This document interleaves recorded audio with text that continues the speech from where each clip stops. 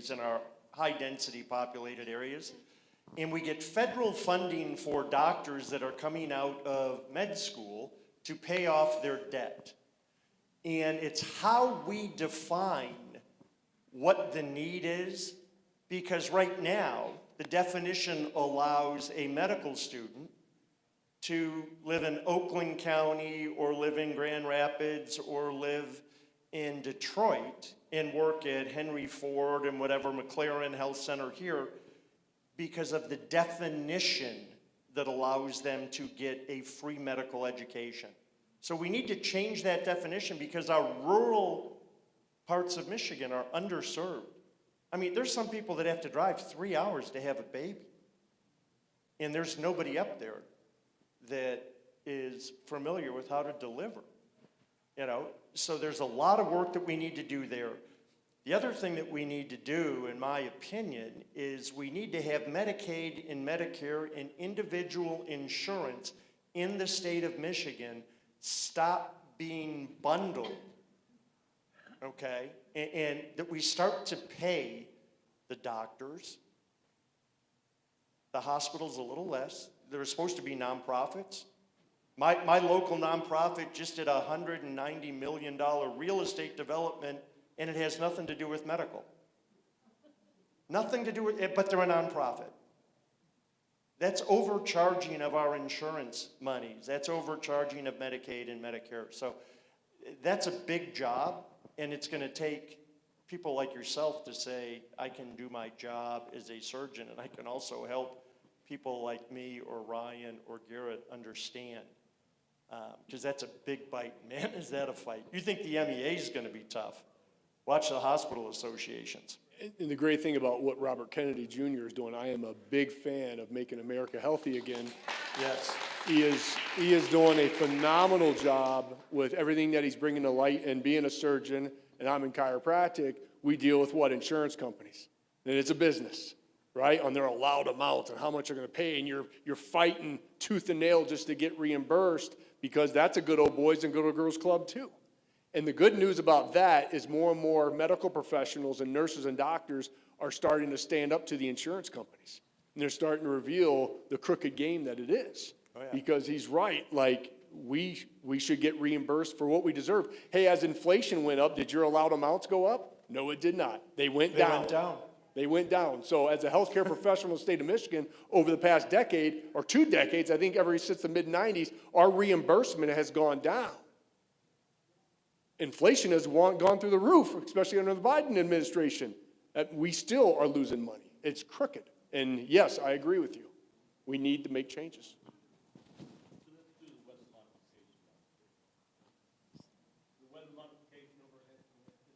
Oh, no, seating.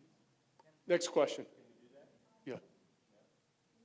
Yes, go ahead. I think your mic is off. Okay, can you hear me now? There you go. Yes.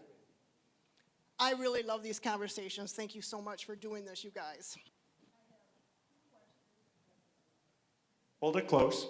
I have 2 questions. One is for Ryan, and the other one is for all 3 of you. First of all, Ryan.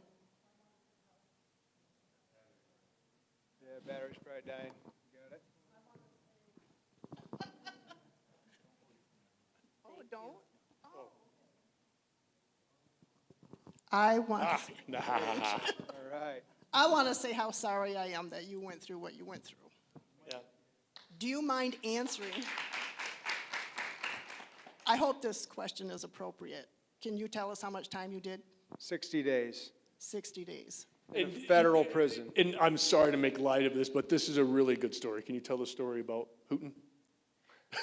All right, I'll get into it here a little bit. Yeah, so the story about Putin. So it was drive yourself to prison day, right? I had to, yeah. Well, no, my wife actually drove me for this one. Randy Guppy drove me all over, yes, for sure. But I was ordered to self-surrender. So just a few days after Thanksgiving of 2023, the FBI knocks on my front door, and I come and answer the door, and they say, you know, you need to report to Oxford Federal Correctional Institution on this day at this time. And it was noon on whatever the day was, the 28th, I think, something like that, of November. So my wife and I had to get up at 2 o'clock in the morning, all right? And so I drive myself to prison, you know, and you don't want to go, right?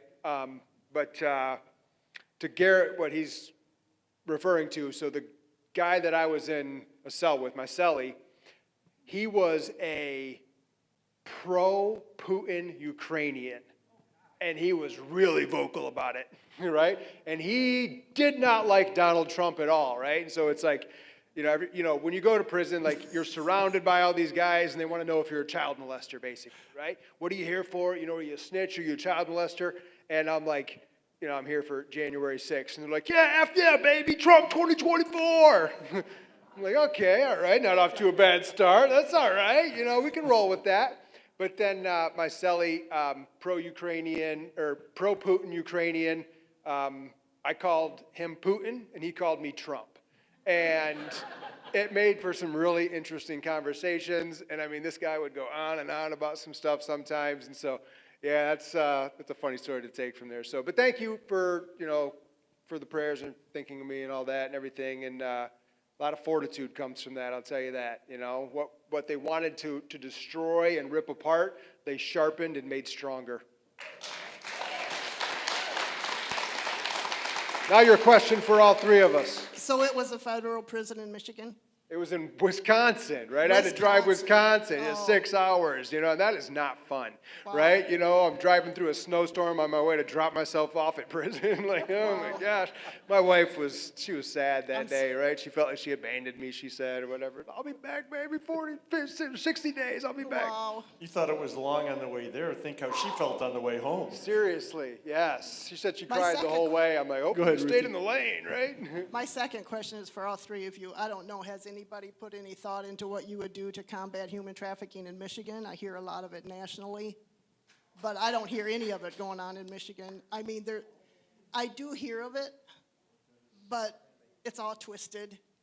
There's a lot of corruption in the fight against human trafficking.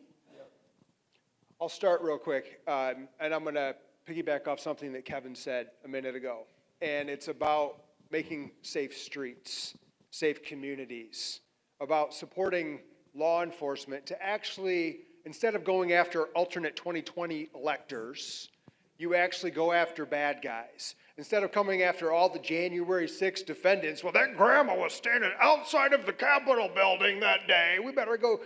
They wasted so much resource on all of that. There's a mismanagement of where all these resources go. Human trafficking is a major problem.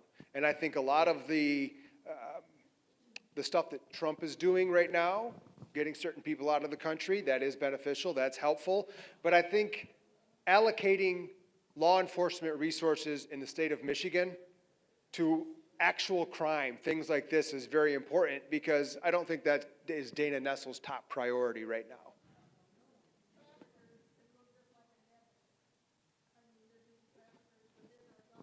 Sure.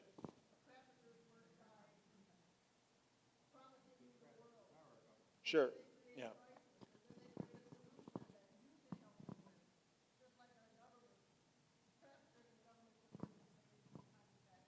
Sure.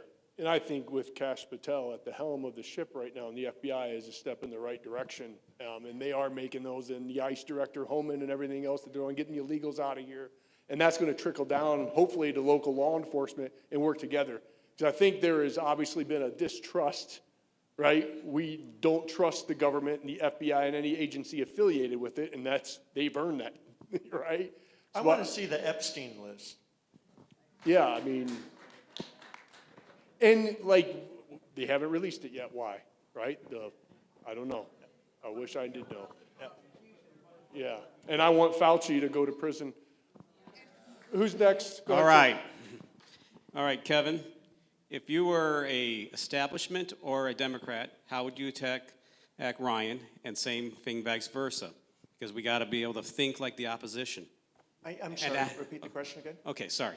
If you were a Democrat or establishment, how would you attack Ryan? Ryan, if you were a Democrat or establishment, how would you attack Kevin? And We're then debating. respond to it. That's a great Gotta question. think like Should the we be enemy. live streaming this now, or should this be a chess strategy session somewhere off camera? Right? We can't tell them how we're going to perform. That's like telling your enemies your next move in a war. I love your question. Let's take it offline. Seriously. That is a very Right? good. Let's play chess. Let's not play checkers and give it to them for free. Who's next? We got, keep it going. Yeah, right up in the front. Come on. Make some noise. That's the closest I've gotten to Donald Trump is the cardboard Trump. I put my arm around it, so. That had to be a Randy Guppy Cardboard idea. Kevin. That's Yes, great. sir. Hello, my name is Nahar. I'm a precinct delegate from Wayne's 12th District, and I'm a resident of Dearborn Heights. I was truly a pleasure meeting all of you, and I want to express my gratitude to everyone who participated, especially Kevin, Garrett, and Ryan. I deeply appreciate the honesty and sincerity in the discussions about our state's future. In Dearborn and Dearborn Heights, many of us stood strongly behind President Trump, continue to support the Republican vision for America. Our community believes in faith, family freedom, and putting America first. We're ready to help.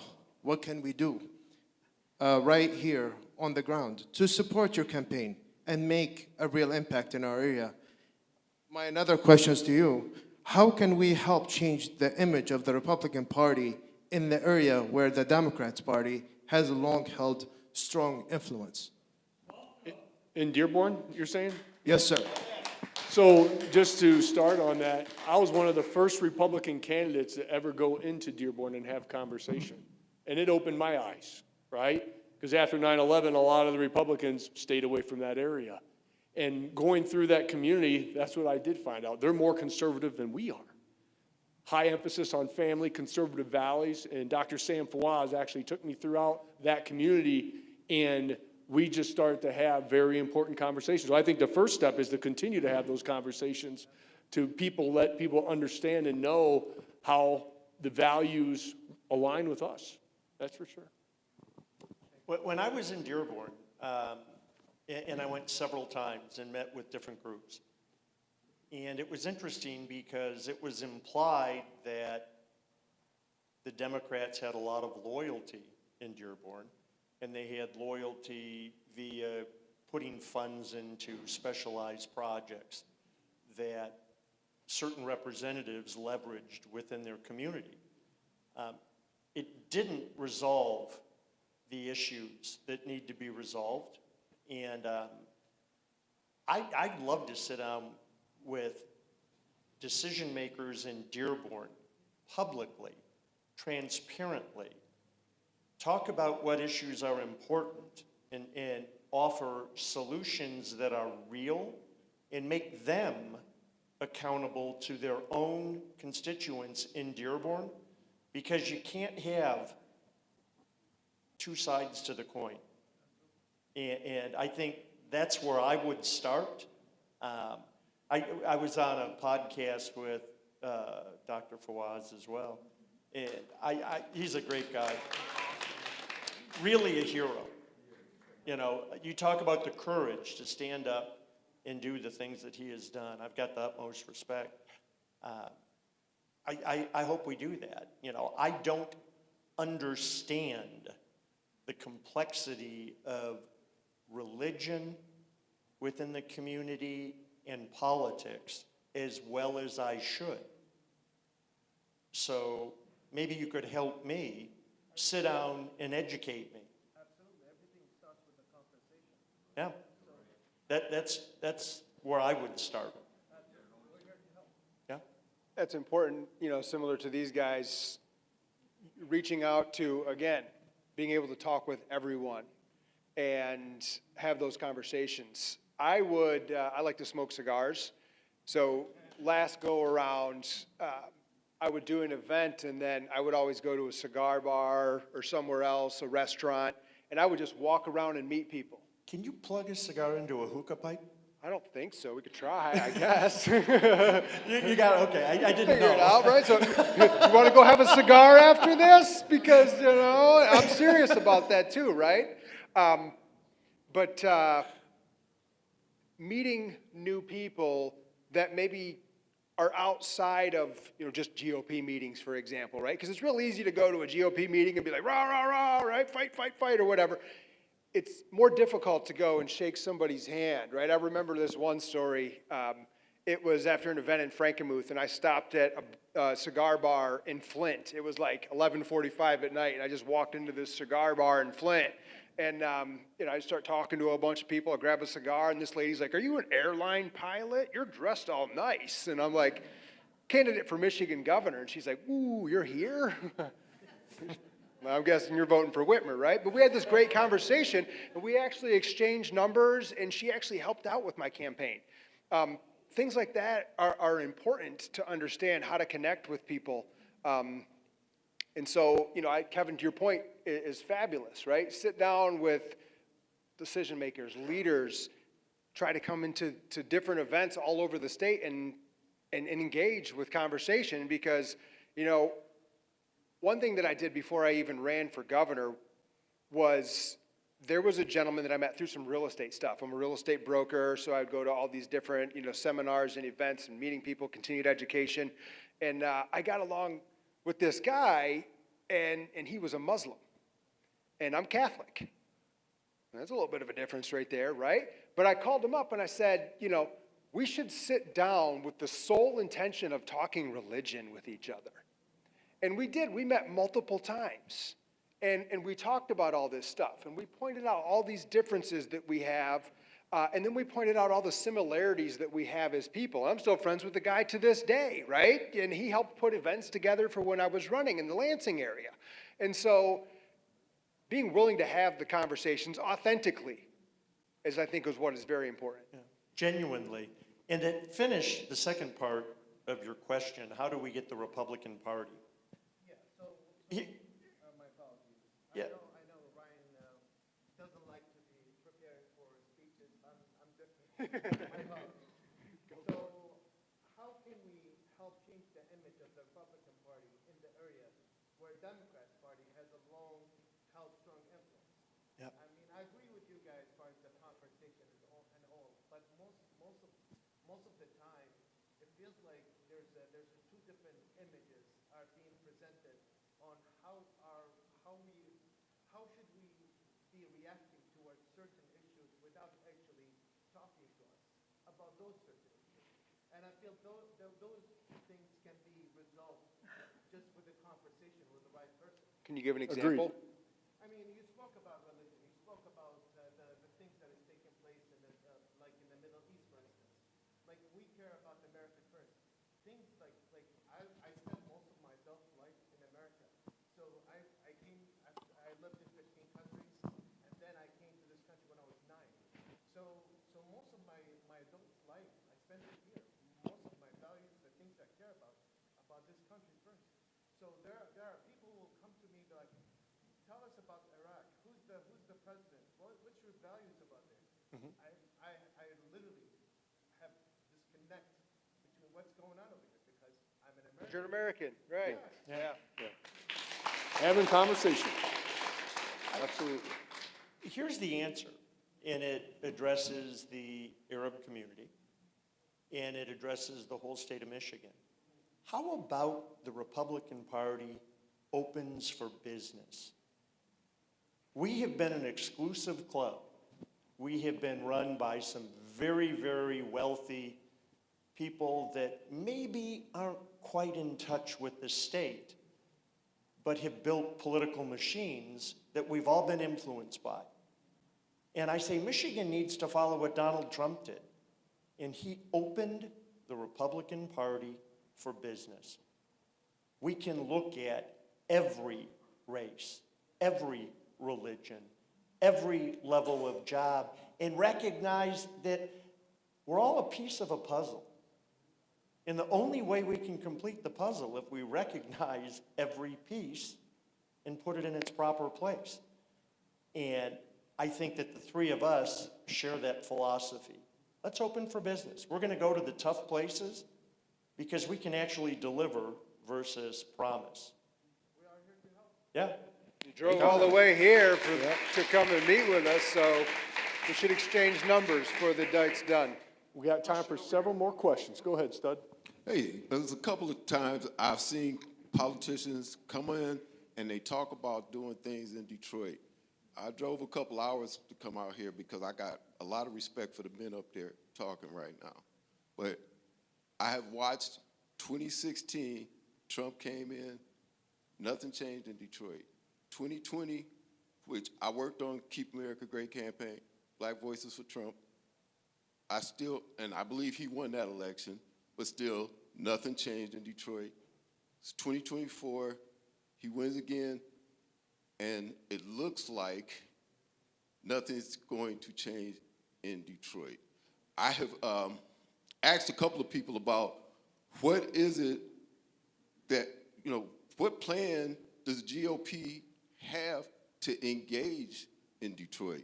Because it seems like we can get in here and talk nice, but it seems like when it actually comes time to do something, even the party that has the district in Detroit don't do anything in Detroit.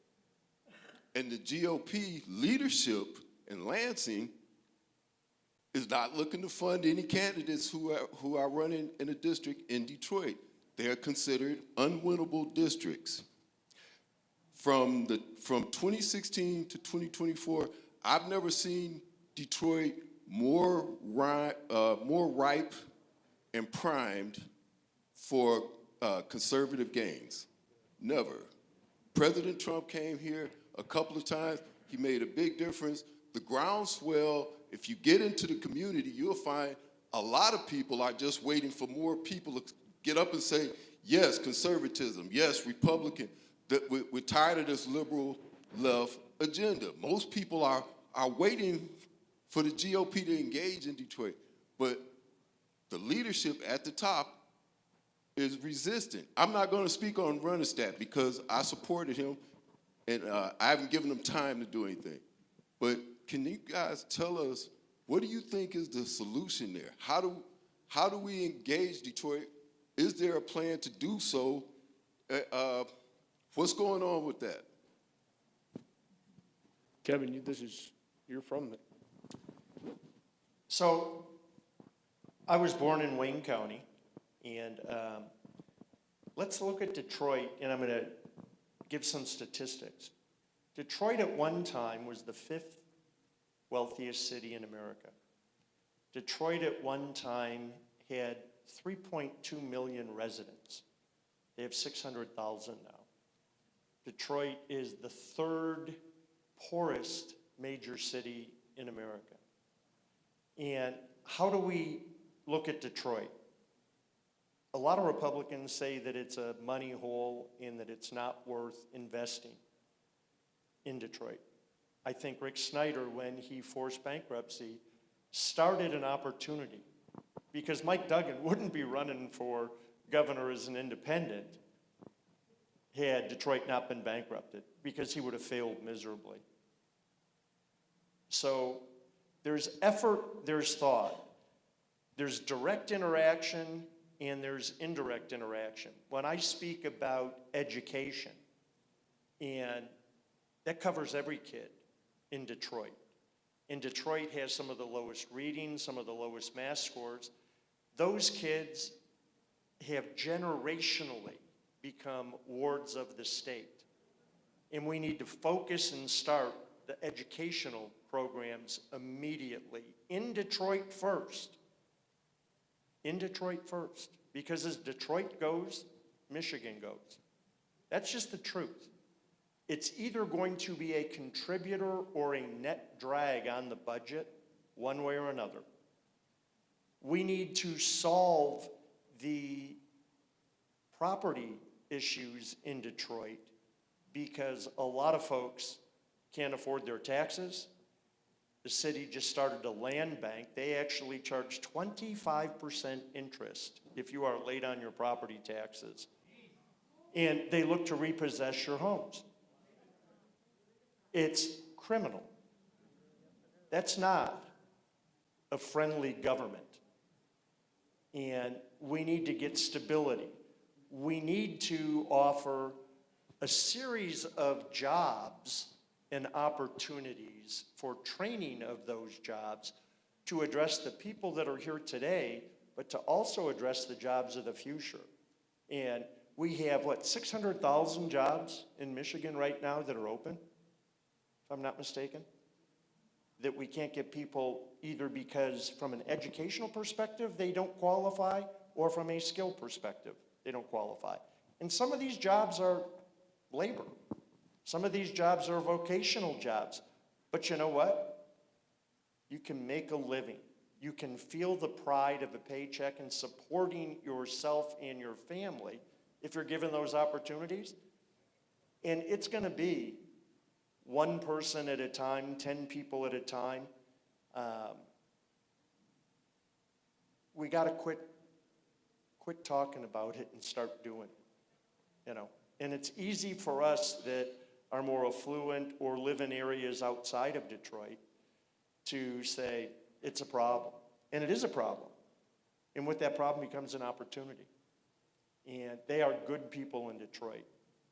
Really, really solid people. Go down there. The 6 blocks that's been repaired, they've done a nice job.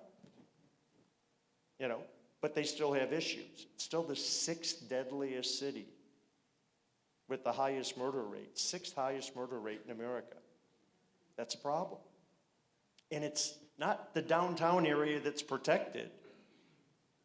It's the citizens that you're talking about.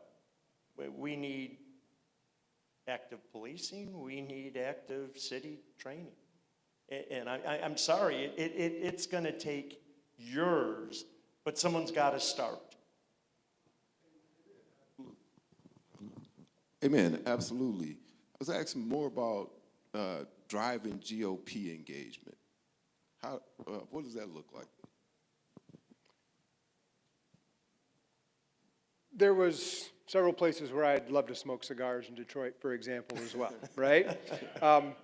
And I think that comes back to being able to be there and be present in maybe some of the communities that the GOP doesn't normally go to, right? And it's not all about just smoking cigars. I say that jokingly, but I say it seriously because that is one thing that I did a lot of. I would go meet with people at different places throughout Detroit to have cigars, have conversations. And when I put together the Kelley blueprint for Michigan, there's several folks from Detroit that I called to talk to about that, to understand what might be important to get different viewpoints on that. Education, like Kevin mentioned, is the top of the list for people that I see in Detroit, right?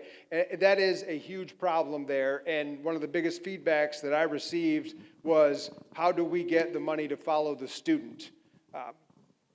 You know, to answer your question again, real directly, is A, being willing to go there, B, authentically connect and listen, and being able to be welcomed there. There's different churches that I was welcomed into down through different areas of Detroit that I was told, like, you know, oh, we don't have GOP candidates that come by here. Well, I'm willing to go anywhere and do anything and talk to whoever is willing to have a conversation back with me. So again, I think what we can see here is that these last 2 questions have been very similar, right? And you talked a little bit about the image of the GOP. Newsflash here for everybody that might not quite understand yet, the mainstream media is not the friend of the GOP. In case you didn't notice, right? So they want to brand anybody that is with a GOP, Republican, as maybe an insurrectionist, MAGA, domestic terrorist, right? There's all these different labels that they want to try to create with the Republican Party to help take that image and tarnish it more, right? And so overcoming some of those things as well is a little bit of a challenge, to be able to say, hey, how do we, because here's the thing too, is that Democrats, they will align with whoever to use them, however, in order to advance their political agenda. And that is perfectly seen, especially in the black community, right? Year after year, generation after generation, there is, like you said, nothing that gets done. But there's promises, right? It's like that Tom McDonald song said, Black Lives Matter every 4 years, right? That type of mentality. You'll get Democrats that'll come into these communities and, oh, we care and love you so much, and, you know, XYZ and ABC, and then nothing ever gets done. Because they're willing to have the conversations, they're just not willing to follow through on the promises. Now, we find good Republican candidates that are open to having those conversations and are ready to take action because we know that conservative policy, Republican policy, drives states and economies forward. Democrat policies continue to drag down economies and ultimately drag down people in general. So I think, again, we talk about that bridge earlier, right? Thank you for showing up today, right? Put together one of these. Put together one of these. Let's continue to have that conversation. And don't just ask questions. Tell us what you're looking for as well, because none of us are mind readers, right? What are the things that are in communities that we don't live in that need to change, and what does that policy affect? Pastor Lorenzo, I talk with him quite often as well. And man, he's got a lot of really great ideas on how some things can be changed and implemented as well. And more black Americans are what? Voting Republican, right? Every single election. Why? Because Open for business. Because President Trump speaks what's on his mind and is real, and people like real. One of my favorite videos of all time was when Fauci, and I forget who he was with, were going around and trying to force vaccination on people. You remember that? And he came up, was it in Chicago? Came up to that black man, and he just hit him straight. Hit him straight. Non-stop facts and everything else, and they were just like shell-shocked. They couldn't even understand, like, this is not what we should be getting, because people want real, people want the truth. Not lies anymore. They want the gosh darn truth. Whether you're black, red, yellow, brown, I don't care, white, people want the truth. And if you give them the truth, and then you follow up that truth with action, and then we, the people, hold that person accountable, that's how we go forward. Several more questions. We're getting down to the wire here. You already had a question. You've already had a question? Clarify, are you going to run for just one term or two? If you were to run, if you run for 2 terms. I've had people text me asking me to get a clarification. I never do half a job. So you would run, if you win, you will run for a second term. I will deliver on my promises, and I suspect that it would take 2 terms to complete those. And I think to clarify that, what you mean is you're not going to operate in the first 4 years just to get reelected for a second 4 years. Yes, Your thank you. results are going to be, you know, if you were to decide to run, results in the first 4 years, people will be excited for a second 4 years. They'll start to see the Good benefits. clarification. Yeah. Yes, ma'am. So my question is actually probably somewhat related to theirs. What are some thoughts you have about keeping local control? Because we talk about all government is local. We talk about small business are the lifeblood of America. So what are some things, because right now there's some legislation really working to take away local control. And then along with that, obviously I love the idea of having a Michigan Doge. Maybe we need to have some encouragement that cities do the same thing, because of course a lot of cities are run by mostly Democrat council people, and we need to change that. I mean, at least in the South, especially in Southeast Michigan, obviously. So what would you do to encourage and maintain local control, but at the same time try to, I guess, get rid of corruption? You're not going to have any Democrat do a Doge program. Just throwing that out there real quick, right? So we're all on the same page there. Local government is very important. And there's corruption everywhere because people are corruptible, right? That is just by our nature throughout all of human time, people are corruptible. And a lot of people go into politics, like we talked about earlier, ready to go with the political winds, whatever's popular, whichever direction they go, and ultimately they want to benefit themselves. But you can't fault someone for wanting to have a better life for themselves, right? However, if you find people to elect that are already grounded in the truth and know what it is that they want to accomplish, you can get a lot more progress in that person or whatever the policy might be. So things like zoning, for example, right?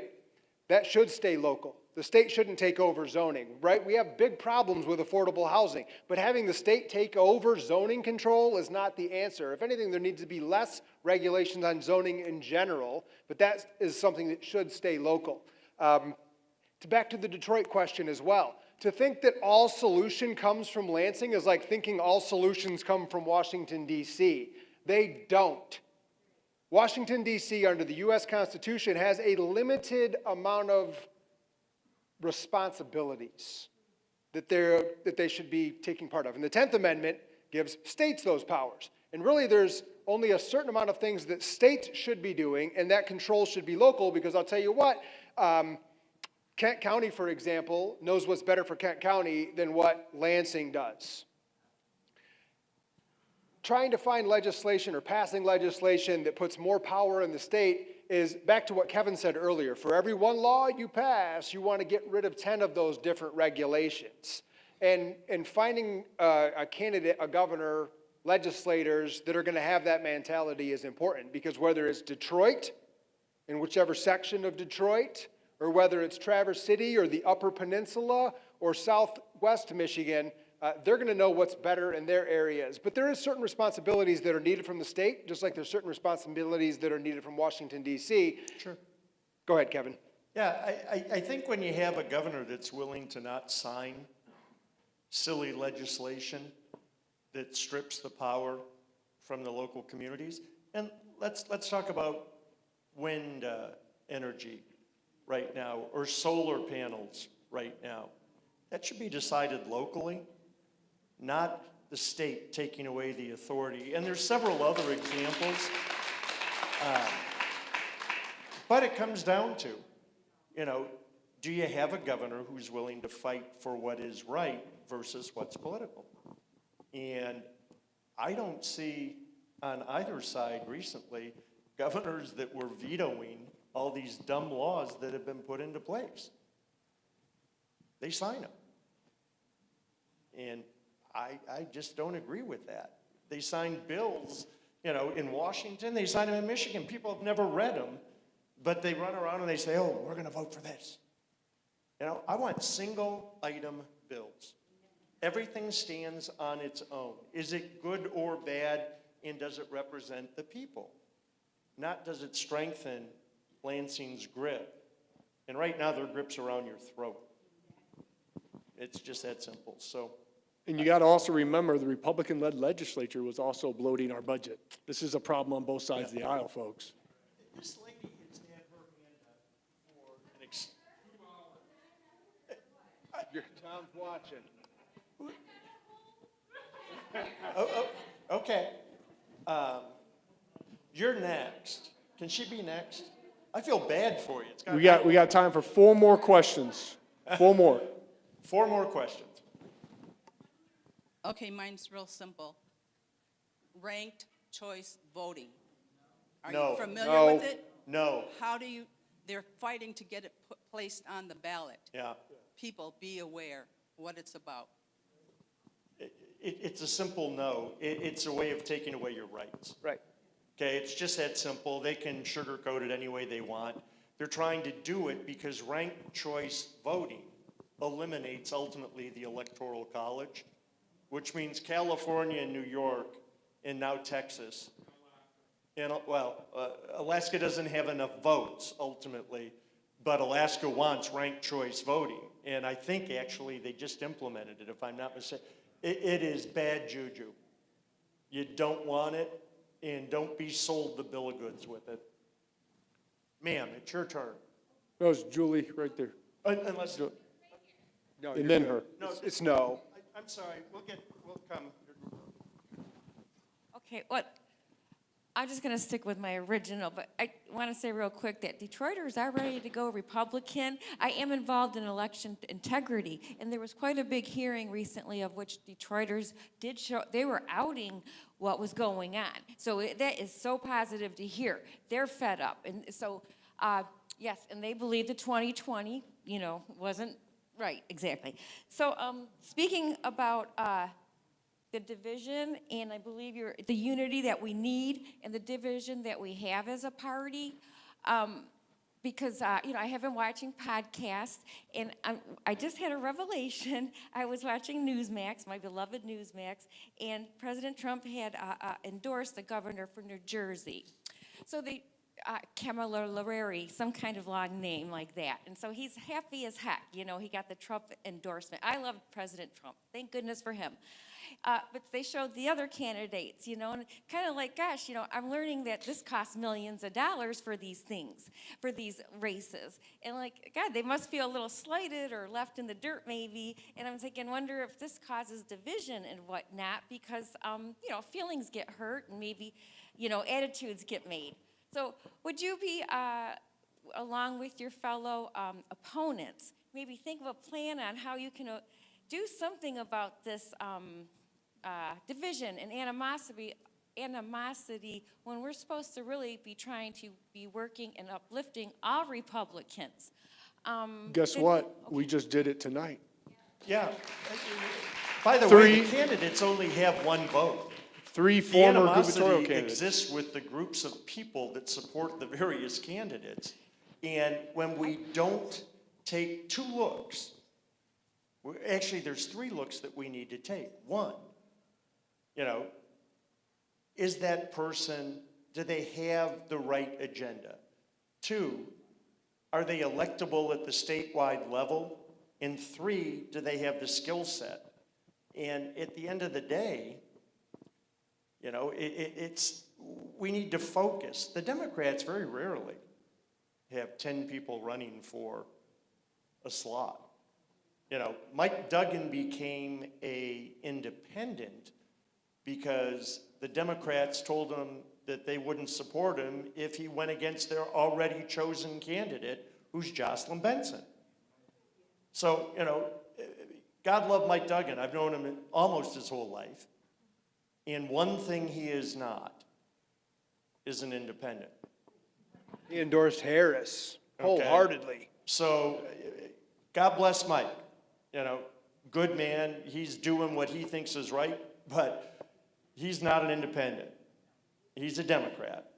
And he just figured out a way to circumvent having to primary, because if he comes out and he gets momentum, Democrats will flow to him. And the sad part is, so will a lot of people in the Republican Party, because they're dissatisfied with the Republican Party, and that's your issue. And that's why, again, let me just reemphasize why we're up here Tonight. is the unity. Because we were not unified in the last election. We split the ticket. So much, in fact, that someone with 39% won the primary. Us 3 together with the support that we garnish is, I think, close to 60%. Yeah. 60% of the primary sitting and standing right in front of you today. So you don't think those other candidates are watching what we're saying tonight and listening to all of you? I mean, what other candidates have had an open forum for 3 hours? No scripts. We love this stuff, Uncensored. right? You know why? Thank you. There you go. We got to get more people to these things. Because we're going to be real. We're going to tell you the truth, or at least our version of the truth of what we know as today. I mean, that's it. But that is the unity that we're trying to begin. And just like they said, if we hold these throughout the state, that's power. You're going to get the representation that we've been wanting for years. That's the power of the people. That's the power of conversation. There's a lady that she's got on some grassroots something. Is that my girl, Julie? Is that your girl, Julie? Julie, it's your turn. It's your Fire turn. away. My favorite ice cream is vanilla, Julie. Thank you. Next person. No, I'm kidding. Is this on? It's on. So I appreciate so much that 3 of you are coming together like this.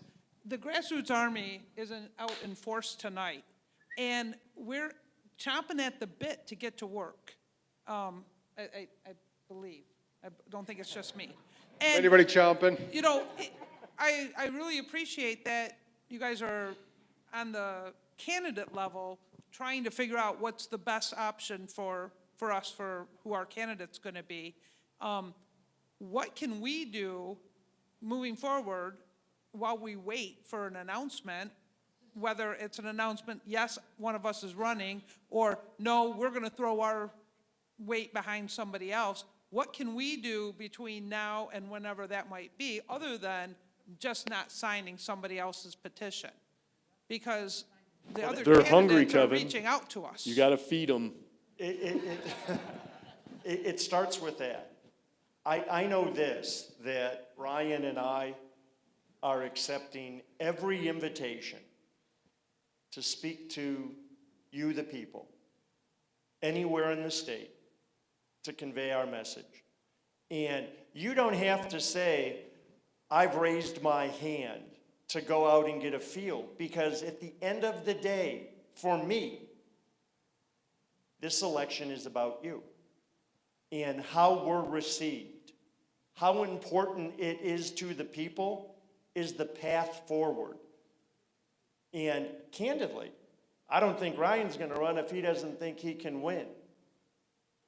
I'm not going to run if I don't think I can win, and that's out of respect to you.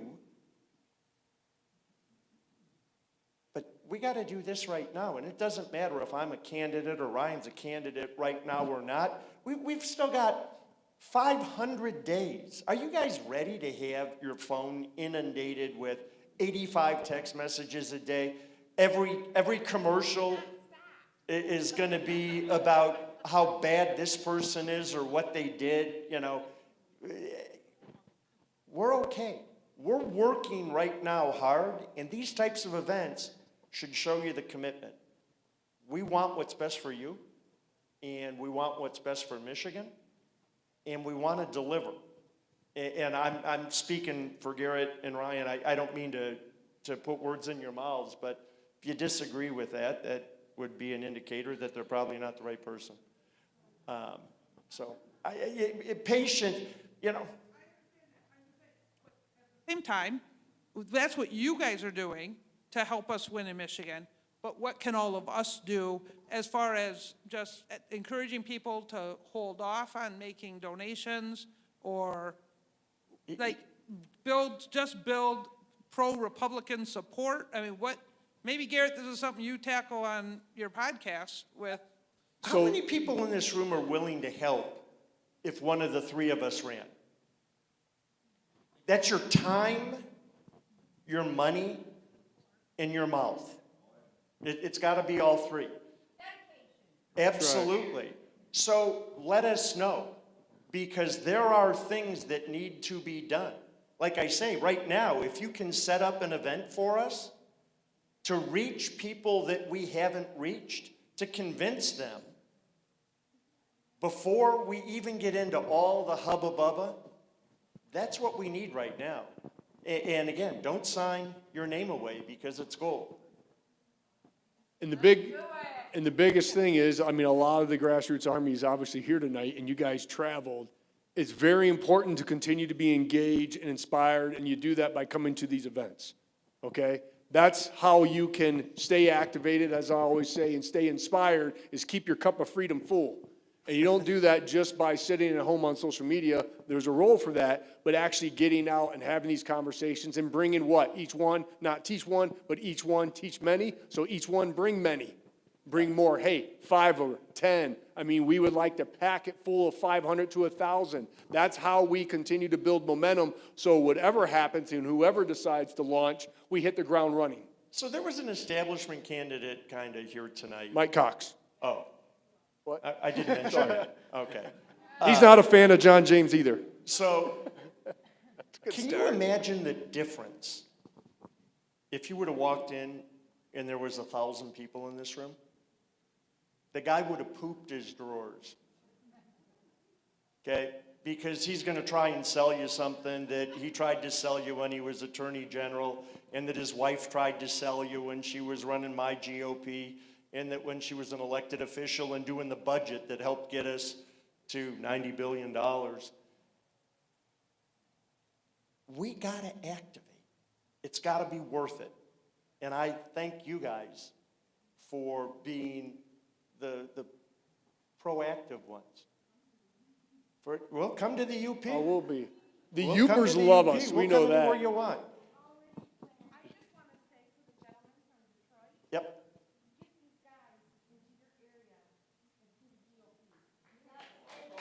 Yeah, we all would love to come. and have conversation. Absolutely. Absolutely. It's And getting Dearborn, people in too. the seats, because we'll be there. Established dates so they could know maybe what dates are open. You know, I would ask that, and I think Ryan and Garrett, I'm hoping that these two will come with me and we'll do an event in Oakland County, we'll do an event in the northern Michigan, we'll do an event in Flint, we'll do an event wherever we need to do an event. Because I'm there. You're sold. this is how we are going to change the Republican Party and how we're going to save our state. This is what it looks like. This is it right now. Yeah. We don't We're have any. planning right now. We're looking for people to invite us to places right now. We've got an invitation in Oakland County that I'm going to run by these guys after, that hopefully it'll be. Just remember, we have to be strategic in our approach. Yes. Okay, it's time management and everything else, Yes. because You know, it's great when we can go to an area and have 2 or 3 events in the same day. You know, instead of driving 8 hours to talk to you for, like, Lincoln Day dinners. I'm gonna rag on Lincoln Day dinners. You call up candidates and you say, come. And you get a chance to talk for 10 minutes or 15 minutes. And you jump in your car and you drive for 8 hours to talk for 10 minutes, and you're supposed to make a great decision. And oh, by the way, pay for your ticket to be here, and you can't talk to anybody else because there's 30 people. You know, we need to go and have events where people are there because they want to learn and they're interested in changing the state. And that's what Garrett, and that's what Ryan, and that's what I believe in. So I think you're going to see some competition. You know, I'll do a pizza and beer party if you guys can get 100 people at it, to be able to talk to those 100 people. Pizza and cigars. The cigars too, you know. 2 more questions. Yep. In 2020, we basically saw Whitlis practically weaponize the Michigan State Police to enforce her mandates that the local constitutional sheriffs would not, enforce. Yes. What are your thoughts, or have you ever considered possibly disbanding Michigan State Police and taking their $953 million budget and giving that towards local law enforcement? We talk about keeping our communities safe and our cities safe and our counties. What if we took some of that money or all of that money and strengthened our local law enforcement to help with these communities that they're actually a part of? Very interesting question, and not something that is a fairy tale either. The local sheriffs are elected, number one, right? You have the whole thing with like Elon Musk, right? No one elected Elon Musk. Well, no one elected the state police either, right? No one elected the FBI that showed up at my house to arrest me on misdemeanor trespassing. There's a lack of accountability with these bureaucratic organizations. Now, can I say that the Michigan State Police is useless? That's not true, right? There's a lot of good things that the Michigan State Police does do. Is it a bureaucratic organization that is too large? I think we could probably all agree with that continuing to grow government and centralizing law enforcement is a bad idea. We saw with the FBI, we saw in 2020, Marlena was one of the people that was, had the state police weaponized against her. And you get a lot of this, we're just doing what we're told, we're just following our orders, right? Because they get barked from a little bit higher above. So I think, to your question, if I were to run for a position of office, I don't think it would be on my agenda to totally disband the Michigan State Police. But back to your question again about how do we make more local control? I think that putting as much on the local communities when it comes to law enforcement is important because the sheriffs are the ones that are elected to office. Now, Darleaf was one of those ones that was willing to come to during the lockdowns when we were told to stay home and stay safe. You're not allowed out of your house unless you're essential. He stood in Rosa Parks Square with us to say, sorry, that's not how it operates in Michigan. And I found this out at Berrien County the other day. the AG's office tried to get the Knoll brothers to roll on Dar-Leaf and was going to drop their charges if they would have rolled on Dar-Leaf so they could put Dar-Leaf behind bars because they're scared of sheriffs that are willing to stand up. So, you know, I could probably go on a little bit, but to answer your question directly, I don't think that totally disbanding the Michigan State Police is necessarily the answer. And again, back to what Kevin says, little bit of chunks at a time, but centralizing and putting more power there shouldn't happen in any of the bureaucratic organizations. And to piggyback on that, it just has to make sense, right? I mean, that's all we want as the people is there wasteful spending? If there is, it needs to be cleaned up. But put the money where the money's going to be most useful, especially when it comes to our tax-paying dollars. I mean, that's what I think we all want is common sense. I suspect if you look at the reason that the Michigan State Police were created and the guidelines for the Michigan State Police, that they have far expanded what their intent was. And maybe we need to keep it simple and just stay within the guidelines and be great at what we do versus trying to be everything and doing a half-assed job when we do that. One more. One more question. Is that a Michigan State shirt? Yes, sir. Go green. Go white. All right. Yeah, that's right. So first, just wanted to say, awesome event. It's been an amazing night having you guys speak positively together and bring real solutions to Michiganders. I'm full disclosure, I'm with Rank My Vote, the nonpartisan campaign for ranked choice voting, and everything you guys have been saying about party elites deciding ahead of time who's going to win campaigns and having positive campaign events where you work together instead and having to deal with all that stuff, like that's what ranked choice voting is for. So, like that. I love you because you're wearing a Spartan shirt. I just disagree with you. And we're That's going right. to agree to disagree on it. I'm not a ranked voice toting guy. Okay. Cool. Well, I'd love to talk to any of you or your staffers afterwards. I'll listen to you, All right, appreciate that. but yeah. Thanks for the opportunity.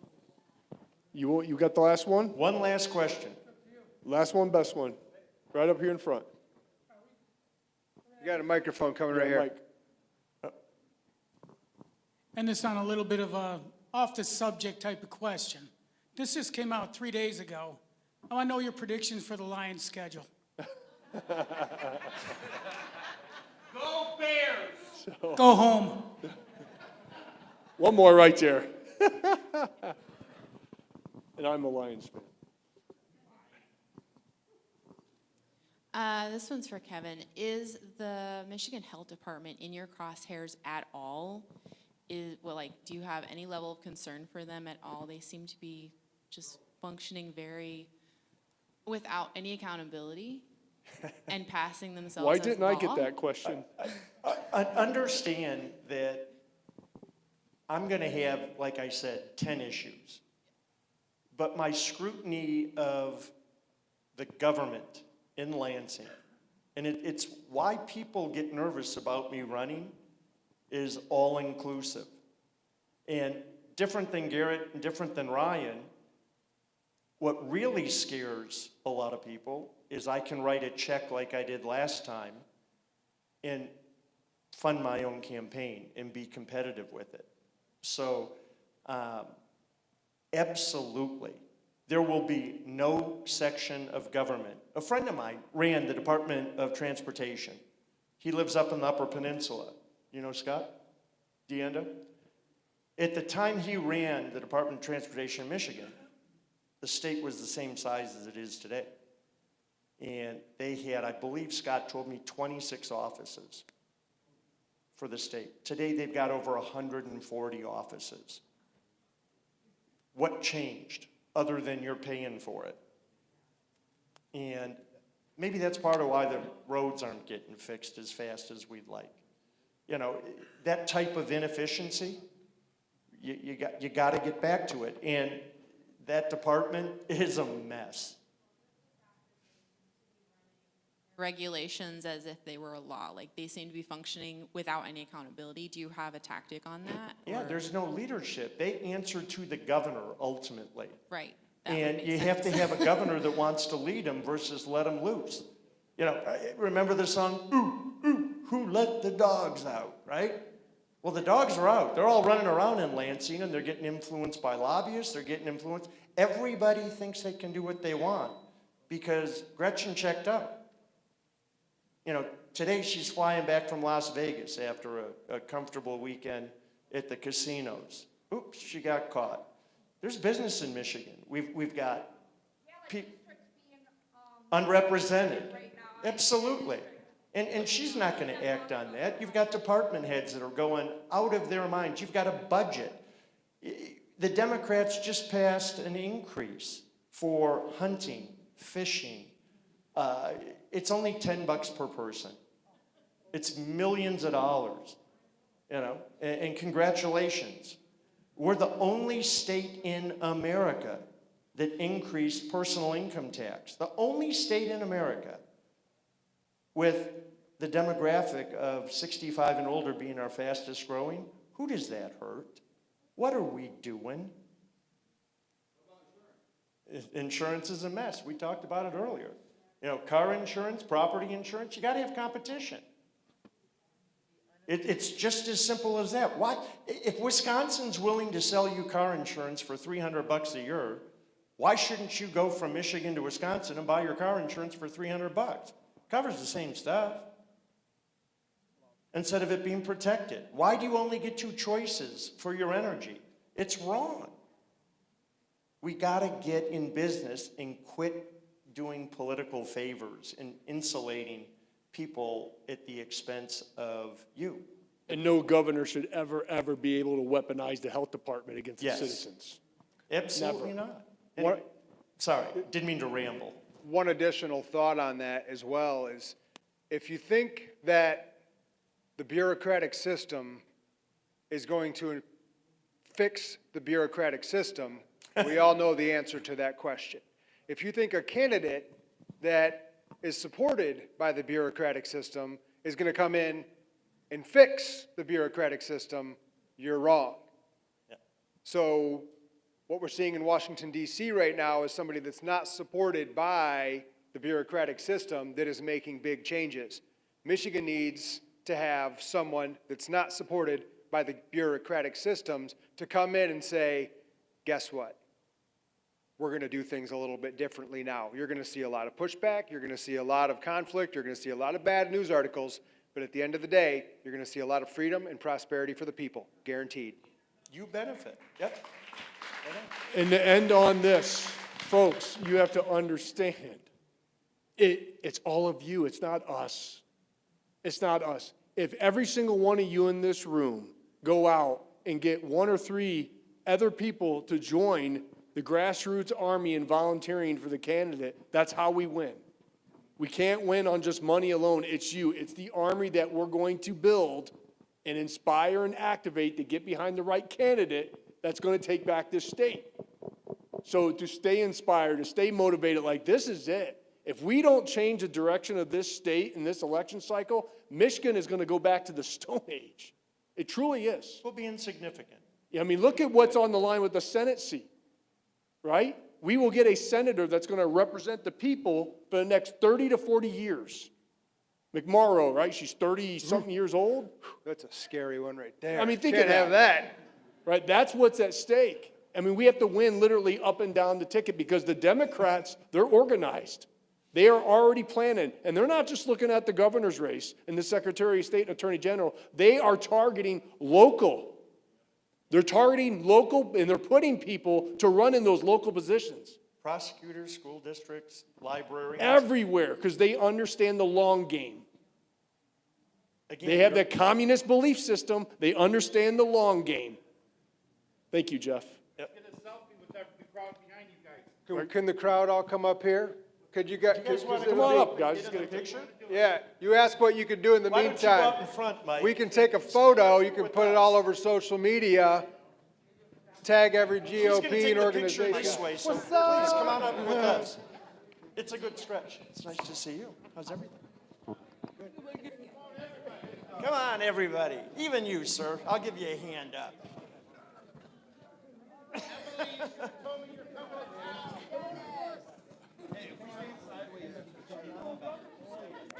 How you doing? I'm fantastic. How are you? Slide in.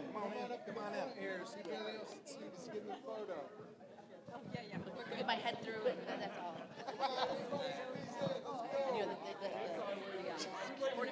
Your boycott.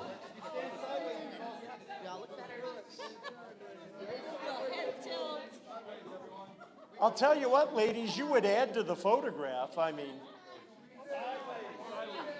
come on up here.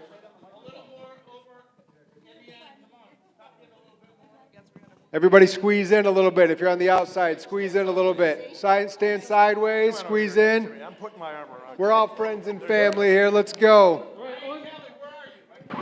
What's up, buddy? Right here. We the people.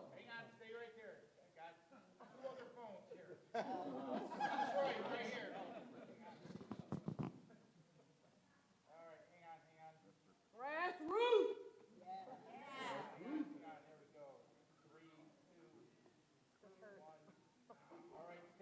We got Dearborn next. Okay,